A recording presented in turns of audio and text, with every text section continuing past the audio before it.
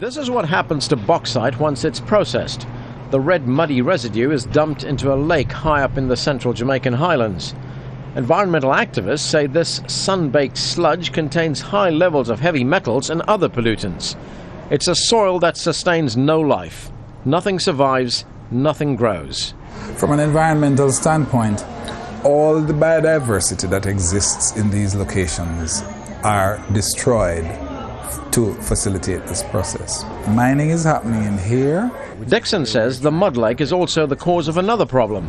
He says the heavy metals in the residue are seeping into the groundwater, and that in turn is polluting rivers and streams further downstream. The bauxite mining that is taking place here is having a devastating impact not only on the environment and surrounding ecosystems, it's also posing serious health problems for the local communities.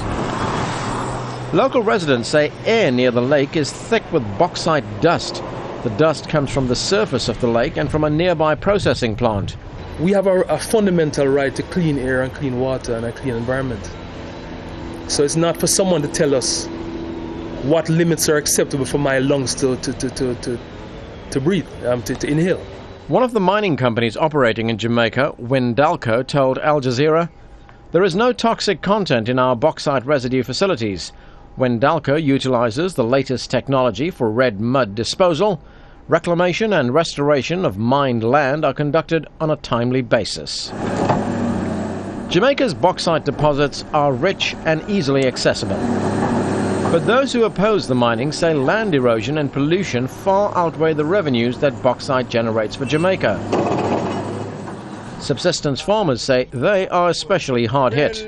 I spent $332,000 right here on that piece of land here.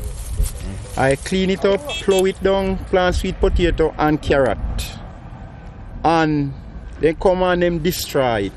Have you been offered any kind of compensation or any alternative place to farm? No. Meanwhile, as the dispute simmers, the mining companies continue to prospect. These soil samples will end up in laboratories where geologists will determine whether there's even more bauxite to be dug up in these hills. And that's an unnerving prospect for the environmental lobby. Anand, Naidoo, Al Jazeera in central Jamaica.